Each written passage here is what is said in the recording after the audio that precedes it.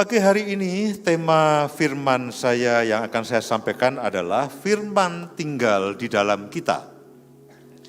Seperti yang sudah saya singgung minggu yang lalu, saya akan masih melanjutkan mengenai hubungan pribadi dengan Tuhan. Hubungan pribadi dengan Tuhan dan apa nanti kita akan bicara lalu peran firman dalam hubungan pribadi saudara dan saya dengan Tuhan itu seperti apa. Nah, sebagai pengingat, saya akan ingatkan pada saudara semuanya beberapa hal, poin penting yang saya sudah khotbahkan selama 3 minggu terakhir. Yang pertama, bahwa Allah itu adalah Allah yang berinisiatif dan maunya itu membangun hubungan kasih, membangun hubungan secara personal dengan umatnya. Jadi Tuhan yang saudara saya kenal, yang saudara dan saya sembah, itu pada dasarnya adalah Tuhan yang itu inginnya, itu membangun hubungan secara personal dengan saudara dan saya. Karena itulah dia katakan, akulah Allah Abraham, akulah Allah Ishak, akulah Allah Yakub. Jadi dia sendiri punya inisiatif ketika dia bertemu dengan Musa dan mengatakan kepada Musa, Musa, akulah Allah ayahmu, akulah Allah Abraham, akulah Allah Ishak, dan akulah Allah Yakub. Tuhan tidak merasa kerepotan untuk menjadi Allah secara personal bagi setiap saudara dan saya. Jangan katakan bahwa oh Allah itu kan Allahnya orang Kristen. Bahwa itu tidak salah. Oh Allah itu adalah Allahnya ya orang kebanyakan. Loh, tidak salah. Dia adalah Allah alam semesta, memang benar, tapi dia itu inginnya sejak awal itu menjadi Allah yang punya hubungan pribadi, punya hubungan kasih secara personal dengan saudara dan saya. Lihat di dalam Injil Yohanes pasal yang ke-14, ayat yang ke-23. Perhatikan akan ayat-ayat ini. Injil Yohanes pasal yang ke-14 ayat yang ke-23. Jawab Yesus, jika seorang mengasihi aku. Jadi dia maunya hubungan kasih, saudaraku. Jika seorang mengasihi aku, dia akan menuruti firman-Ku dan Bapa-Ku akan mengasihi dia. Jadi Tuhan itu maunya dengan kita, itu hubungannya hubungan saling mengasihi. Bukan sekedar hubungan begini, dia Tuhan, kita umatnya. Dia Tuhan, kita umatnya. Dia Tuhan, kita orang Kristen. Dia Tuhan, kita pengikutnya. Itu bukan hanya sekedar itu. Yang dia inginkan adalah dia Tuhan yang mengasihi kita dan kita umatnya yang mengasihi dia. Ia akan menuruti firman-Ku dan Bapa-Ku akan mengasihi dia. Dan kami, Yesus katakan, aku dan Bapa akan datang kepadanya dan diam bersama-sama dengan dia. Seorang, bukan hanya bersama-sama dengan banyak orang, rombongan, itu bukan. Bahwa dia adalah Allah umat Israel, benar. Tapi dia juga Allah bagi setiap pribadi. Bahwa dia adalah Allah dan Tuhan bagi semua orang Kristen itu ya, itu tidak salah. Tapi dengan Pak Kristono dia ingin urusannya pribadi. Dan dia ingin tahu supaya Pak Kristono itu dengan dia juga memperlakukan Tuhan secara pribadi. Bukan hanya ini kan Tuhan rombongan. Ini kan Tuhan kebanyakan orang, tidak. Dengan Pak Kristono Tuhan punya deal-deal pribadi. Dengan Pak Kusbiantoro dia juga punya urusan pribadi. Cara memperlakukan Pak Kristono dengan cara memperlakukan Pak Kus itu Tuhan berbeda. Nanti kita akan sampai seperti itu. Jadi Tuhan itu maunya setiap urusan dengan kita itu urusan personal. Bukan urusan rombongan. Dan Tuhan yang mau. Tuhan yang berinisiatif. Karena itu dia katakan di dalam Keluaran pasal yang ketiga ayat yang ke-6. Keluaran pasal yang ketiga ayat yang ke-6. Lagi Tuhan berfirman, akulah Allah ayahmu, Allah Abraham, Allah Isa, dan Allah Yakub. Keluarkan saja ayatnya, poin-poinnya tidak usah, keluarkan saja ayatnya. Keluaran pasal yang ketiga ayat yang ke-6. Akulah Allah ayahmu, akulah Allah Abraham, Allah Isa, dan Allah Yakub. Jadi dia adalah Tuhan yang pengennya, kehendaknya, inisiatifnya, itu memang menjadi Allah yang urusannya itu personal. Dan bahkan dia tidak keberatan kalau namanya itu disandingkan dengan nama saudara dan saya. Akulah Allah Kusbiantoro. Itu Tuhan tidak merasa minder, itu tidak. Dan Pak Kus tidak perlu sombong. Ya Pak ya, wah nama aku disandingkan dengan nama Jehova. Ya, Tuhan inginnya kita saling mengerti. Allah tidak keberatan Allah yang maha kudus, Allah yang maha ajaib, Allah yang maha sempurna itu disandingkan dengan kita yang belepotan. Aku tidak keberatan bahwa Allah itu disebut dengan Allah Kristono, Allah yang namanya disandingkan Allah Abraham, Allah Ishak, dan Allah Yakub. Dia itu Tuhan yang rendah hati. Dia tidak menganggap kesetaraannya dengan Allah sebagai hal yang patut dipertahankan. Dia mengambil rupa sebagai seorang hamba, sebagai seorang manusia, dan sebagai seorang manusia dia taat sampai mati. Dia Allah yang merendahkan dirinya. Dia bukan Allah yang jaim, dia Allah bukan Allah yang menjaga jarak, dia bukan Allah yang kamu tidak memenuhi syarat, itu bukan. Mazmur 113 ayat yang kelima dan ayat yang keenam. Mazmur 113 ayat yang kelima, ayat yang keenam. Siapakah seperti Tuhan Allah kita yang diam di tempat yang tinggi, yang merendahkan diri untuk melihat ke langit dan ke bumi. Dia memang Allah yang diam di tempat yang mulia dan tinggi, tapi dia adalah Allah yang merendahkan dirinya untuk melihat saya dan saudara, bahkan tinggal bersama dengan saya dan saudara. Kalau saudara perhatikan kisah kehidupan orang-orang pilihan Allah, cara Tuhan memanggil orang-orang pilihannya itu pun dengan cara yang berbeda-beda, bukan rombongan. Dengan Petrus, dengan Yakobus, dia punya cara yang berbeda. Ketika dia memanggil akan Petrus dan Andreas, pada waktu itu mereka sedang menebarkan jalannya, dan Tuhan berkata kepada Petrus dan Andreas, mari ikutlah aku. Ketika dia ketemu dengan Yohanes dan Yakobus sedang membantu ayahnya membereskan jala, dia datangi, mari ikutlah aku. Jadi panggilannya itu personal, caranya itu personal. Dengan Matius sang pemungut cukai, Tuhan dikatakan dia datang ke rumah cukai. Melihat Matius sedang mengumpulkan uang, menghitung sedang memungut cukai, dan dia katakan, Matius ikutlah aku. Dengan Paulus yang sedang ingin menganiaya jemaat, dia datangi dan aku akan menjadikan kamu alatku. Saudaraku, bahwa Allah itu lalu dengan masing-masing pribadi itu dia melakukan secara personal.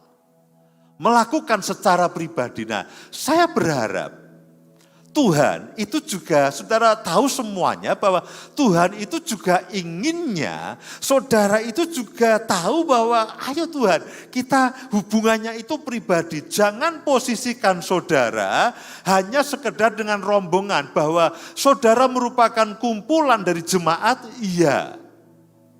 Tapi secara pribadi, Tuhan itu ingin saudara mengenal dan membangun hubungan secara pribadi dengan Tuhan. Saudara punya jam-jam doa pribadi. Saudara punya waktu teduh pribadi. Saudara punya waktu di mana saudara hanya dengan Tuhan, merenungkan firman-Nya, berdoa, menanti-nantikan Tuhan, menginginkan apa yang Tuhan inginkan dalam kehidupan saudara. Dan itu betul-betul urusannya personal dan pribadi. Karena cara Tuhan memimpin, bahkan cara Tuhan memperlakukan Bu Indah dengan cara Tuhan memperlakukan saya, itu berbeda. Jadi saya juga harus tahu bahwa saya juga membangun hubungan pribadi dengan Tuhan, dan saya juga membiarkan dan mendorong Bu Indah juga membangun hubungan pribadi dengan Tuhan dengan cara yang berbeda, dengan cara yang personal sekali. Kemudian Roh Kudus yang Tuhan utus untuk menolong saudara dan saya. Injil Yohanes pasal yang ke-14 ayat yang ke-26.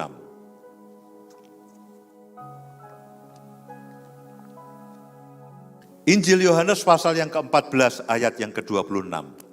Tetapi penghibur yaitu Roh Kudus yang akan diutus oleh Bapa dalam namaku, dialah yang akan mengajarkan segala sesuatu. Mengajarkan tentang Bapa dan mengajarkan tentang Yesus. Mengajarkan apa yang Bapa sediakan bagi saudara dan saya, dan mengajarkan apa yang Yesus sediakan bagi saudara dan saya. Dia akan mengajarkan kepada saudara tentang kasih Bapa, tentang kasih karunia Yesus. Dan dia adalah roh yang mengerti kehendak Bapa. Roh ini akan menolong saudara dan saya, sehingga saudara dan saya tahu apa yang disediakan Bapa untuk saudara. Itulah Roh Kudus. Persekutuan saudara dengan Roh Kudus. Roh Kudus akan mendorong saudara, akan membawa saudara kepada persekutuan dengan Bapa dan Yesus. Roh Kudus akan menolong saudara, selain saudara bersekutu dengan Roh Kudus ini juga akan memberitahukan kepada saudara apa yang Bapa dan Yesus itu sediakan bagi saudara. Jadi saudaraku, kalau saudara perhatikan, ini memang ajaib. Tuhan ingin benar-benar membangun itu cara dengan hubungan saudara dengan Tuhan itu betul-betul personal. Yang terakhir begini, kalau saudara perhatikan, cara Tuhan memimpin Abraham dengan cara Tuhan memimpin Ishak, dengan cara Tuhan itu memimpin Yakub, itu berbeda bahkan. Itu berbeda. Cara Tuhan menolong Abraham, cara Tuhan menolong Ishak, cara Tuhan menolong Yakub itu berbeda. Tuhan itu punya cara yang berbeda ketika dia memanggil Abraham, dalam tanda kutip ya, dia menyesuaikan diri dengan Abraham.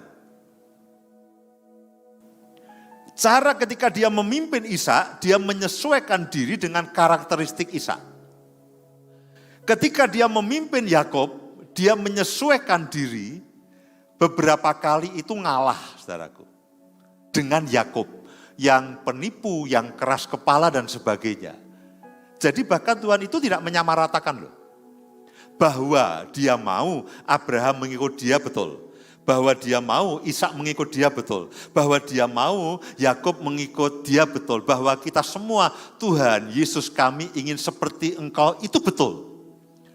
Bahwa saudara itu pengen seperti Tuhan itu betul. Tapi sebetulnya Tuhan itu cara dia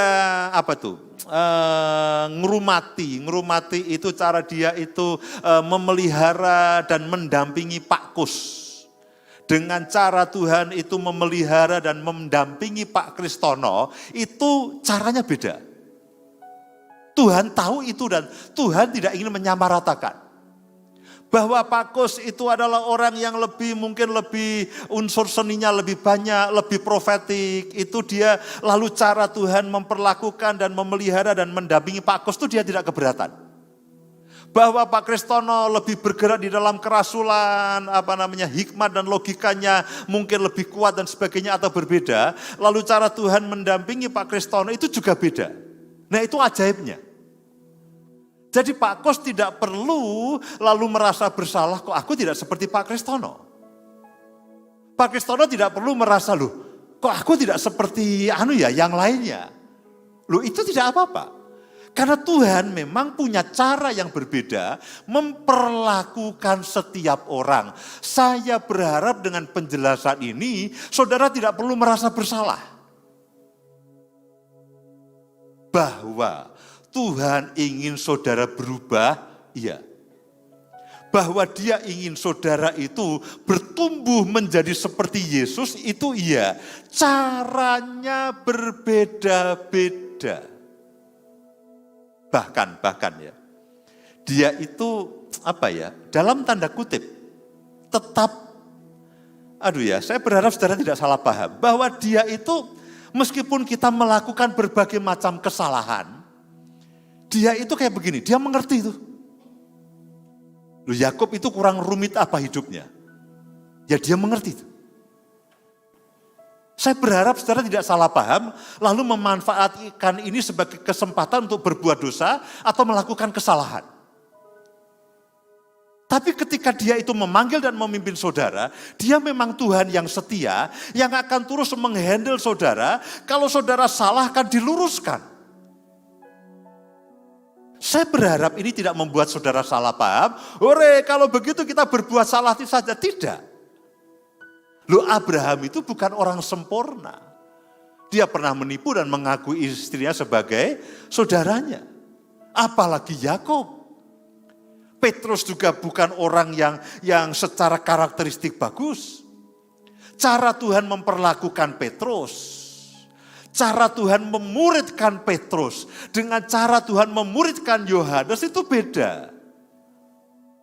Dengan Yohanes, dia biarkan Yohanes itu menyenderkan kepalanya di bahunya, itu dia biarkan.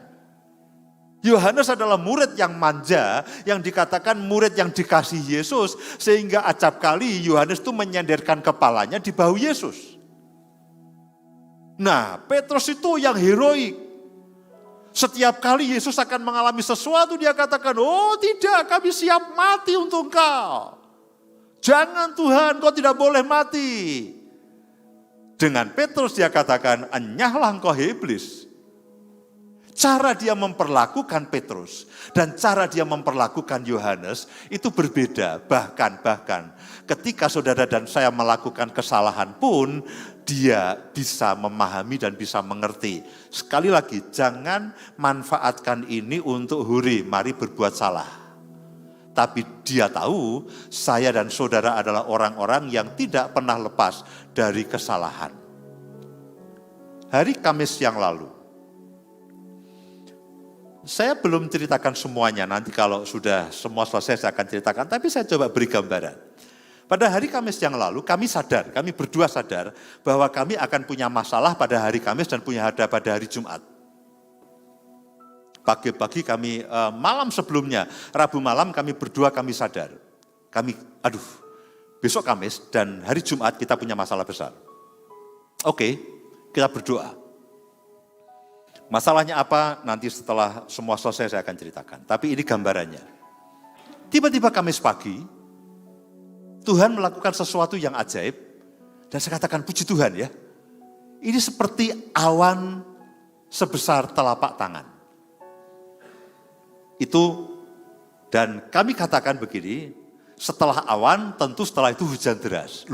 Kami pada waktu Kamis pagi sudah itu. Sudah tahu. Lalu Kamis itu kami lolos dari lubang masalah. Kami selesai masalahnya. Tapi Jumat pagi, Jumat seharian itu kami tahu bahwa kami punya masalah besar. Jadi Jumat paginya, dia berdoa, saya berdoa. Bagaimana kalau kita mereka-reka jalan kita sendiri? Karena kita kepepet. Tapi Kamis, itu sebetulnya Tuhan sudah ngomong bahwa dia sudah bicara dengan hati kita. Ini awan sebesar telapak tangan, setelah itu akan ada hujan yang deras. Tapi karena sebagai manusia yang namanya kepepet, ya sudah. Kita coba berdoa, Tuhan tidak bicara apa-apa, akhirnya kita melakukan sesuatu yang kita anggap itu adalah jalan yang baik. Dan betul, pagi itu jalan terbuka. Sorenya saudaraku, tiba-tiba hujan yang Tuhan janjikan Kamis pagi itu terjadi. Saya katakan, aduh, kenapa tadi pagi kita membuat kesalahan ya? Kenapa kita tidak percaya? Toh Jumat sore ternyata Tuhan itu buka jalan. Maksud saya begini, saya ngomong ke Bu Indah, untung ya Tuhan itu baik loh.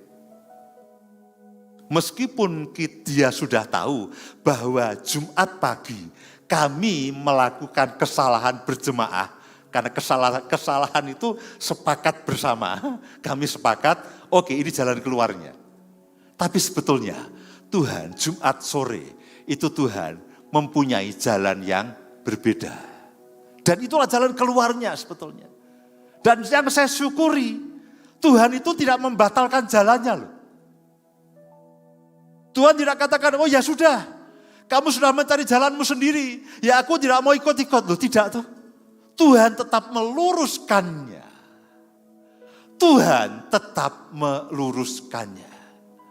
Saya sadar, Tuhan, dia tahu bahwa kami berdua ini masih setiap kali bimbang. Meskipun setiap kali Bu Indah itu selalu bicara percaya. Loh betul kan Bu Indah ya? Percaya. Tapi kita kalau sedang mengalami masalah sendiri, kita itu bimbang. Dan Tuhan tahu itu. Dan sampai kemarin Jumat, Tuhan itu masih Tuhan yang menyertai kami yang bimbang. Meskipun kalau saya khotbah, saya katakan percaya. Saya akan mudah ngomong percaya untuk orang lain daripada untuk diri sendiri. Loh Tuhan tuh gak keberatan tuh. Alih-alih dia nyemplak saya, dia luruskan jalannya.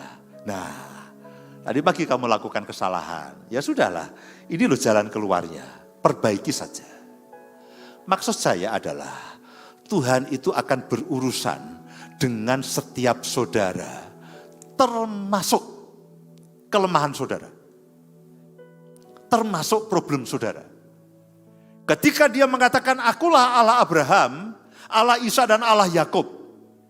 Itu artinya dia juga mengcover seluruh problem, seluruh masalah, semua persoalan yang ada di dalam Abraham, dalam Isa, dalam Yakub, dia menjadi bagian dari solusi itu. Allah adalah Allah pribadi atas saudara dan saya semuanya. Lalu bagaimana hubungannya dengan firman Tuhan? Mari lihat sama-sama di dalam Injil Yohanes pasal yang ke-15.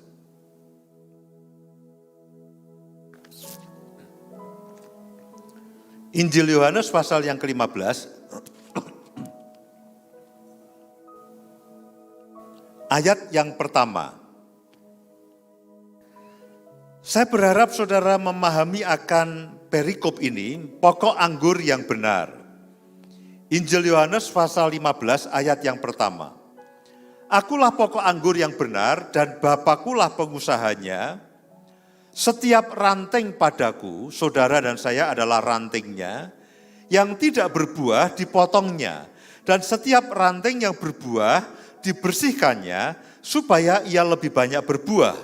Kamu memang sudah bersih karena firman yang telah kukatakan kepadamu. Tinggallah di dalam aku dan aku di dalam kamu. Inilah jenis hubungan yang Tuhan mau. Sama seperti ranting tidak dapat berbuah dari dirinya sendiri kalau ia tidak tinggal pada pokok anggur. Demikian juga kamu tidak berbuah jikalau kamu tidak tinggal di dalam aku. Akulah pokok anggur dan kamulah ranting-rantingnya.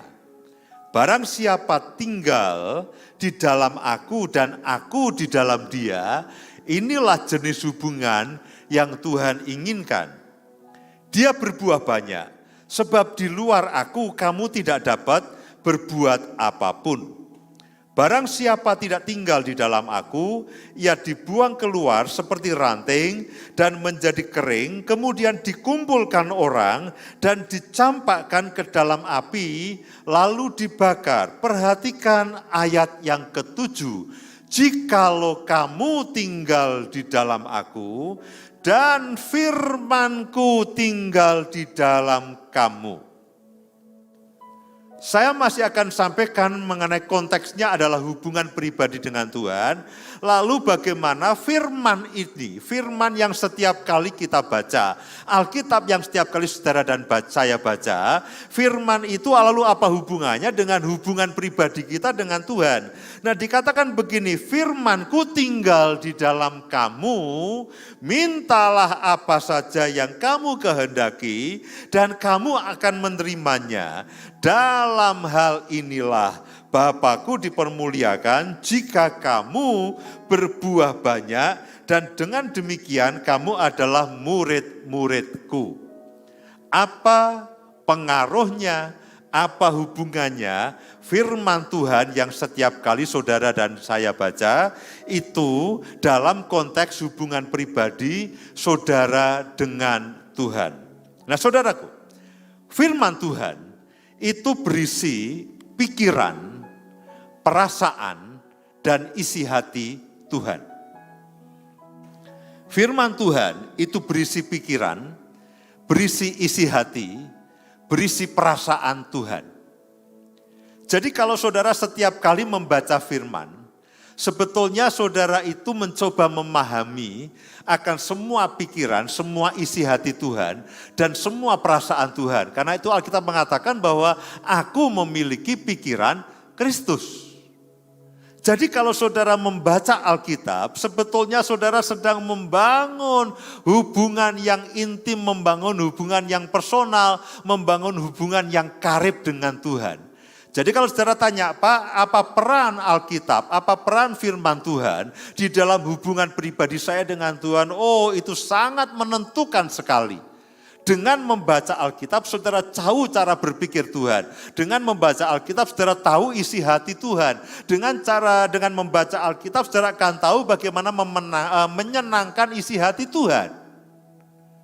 Jadi tidak ada cara yang lain bahwa saudara dan saya harus betul-betul membangun hubungan dengan Tuhan dengan membaca Alkitabnya.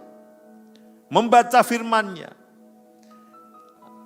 Ketika Tuhan katakan bahwa Dia di dalam kita, Dia mengisi dengan setiap firman dengan segala sesuatunya. Dan Alkitab mengatakan begini, apapun yang kamu minta, apapun yang kamu minta, Tuhan akan melakukannya. Kenapa?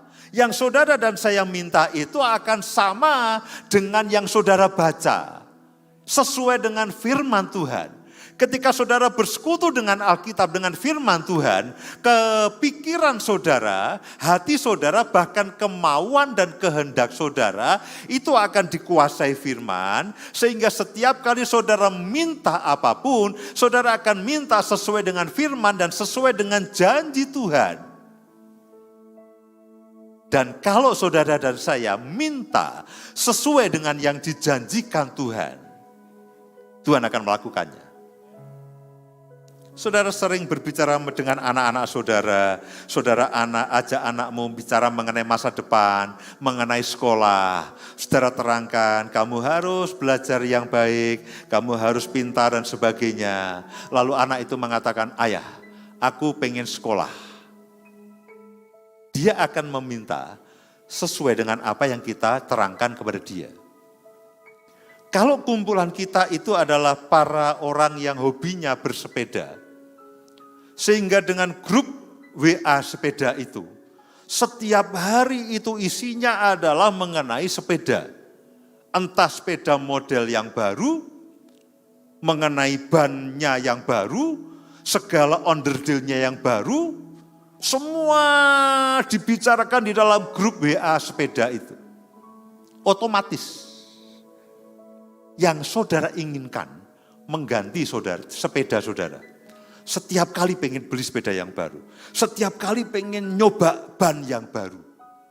Setiap kali mencoba rantai yang baru, setiap kali, karena apa? Yang memenuhi pikiran saudara adalah sepeda. Nah, Tuhan itu mau pikiran saudara itu dipenuhi dengan firman dan janji Tuhan yang berisi dengan janji-janji yang luar biasa, baik untuk hari ini maupun untuk kekekalan. Sehingga yang saudara inginkan itu akan persis dengan apa yang Bapa dan Tuhan inginkan, yang pasti sangat baik untuk saudara dan saya. Dan kalau yang saudara minta itu sesuai dengan kehendak Tuhan, sesuai dengan Tuhan mau, tidak ada halangan dan tidak ada hambatan bagi Tuhan untuk menggenapinya. Karena saudara mewarisi semua janji Tuhan yang ajaib itu. Pertanyaannya adalah bagaimana caranya? Secara real, secara praktis. Firman, supaya itu menjadi bagian dari hubungan pribadi kita dengan Tuhan.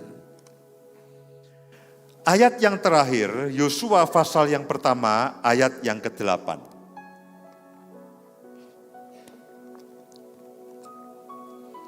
Kitab Yosua memberikan cara yang ajaib bagi saudara dan saya.